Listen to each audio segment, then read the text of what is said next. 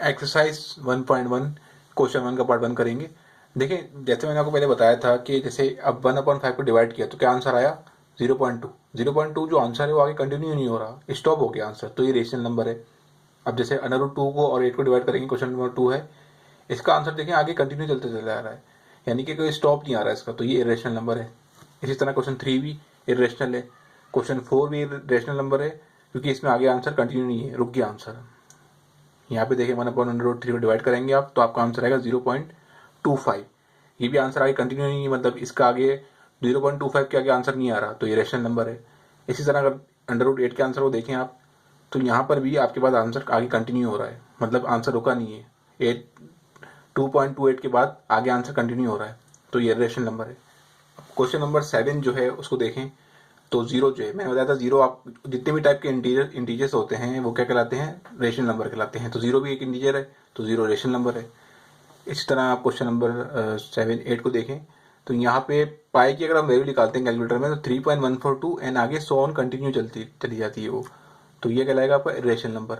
यहाँ पे अगर √5 का सॉल्व करेंगे तो इसका आंसर आएगा 2.36 एंड आगे सो ऑन, ये आगे कंटिन्यू चल रहा है क्वेश्चन, तो ये क्या है, रेशनल नंबर है। यहाँ पे ये देखें क्वेश्चन नंबर 10, इसकी वैल्यू को 22.3 को डिवाइड करेंगे तो क्या आंसर आएगा 7.33 एंड आगे सो ऑन, और भी नंबर कंटिन्यू है, तो ये क्या कहलाएगा, इरेशनल कहलाएगा।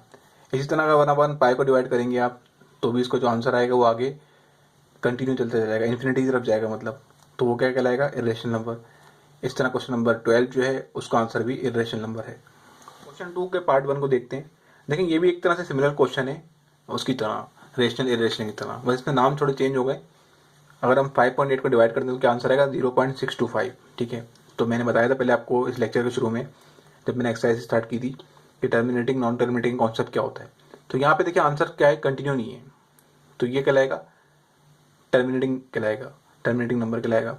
यहाँ पे 4/8 को 18 को डिवाइड करेंगे, आंसर क्या हो रहा है देखिए, डॉट डॉट का मतलब ये कि आंसर आगे कंटिन्यू है, तो ये कहलाएगा नॉन टर्मिनेटिंग। इस तरह क्वेश्चन 3 जो है ये नॉन टर्मिनेटिंग है। क्वेश्चन 4 के आंसर भी जो है आपका आगे रुक गया, यानी 6.125 के बाद आगे कैलकुलेटर में आंसर शो नहीं हो रहा।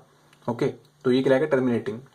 ठीक है, अब क्वेश्चन 5 पे आते हैं, ये भी टर्मिनेटिंग है क्योंकि इसमें वैल्यू आगे कंटिन्यू नहीं हो रही।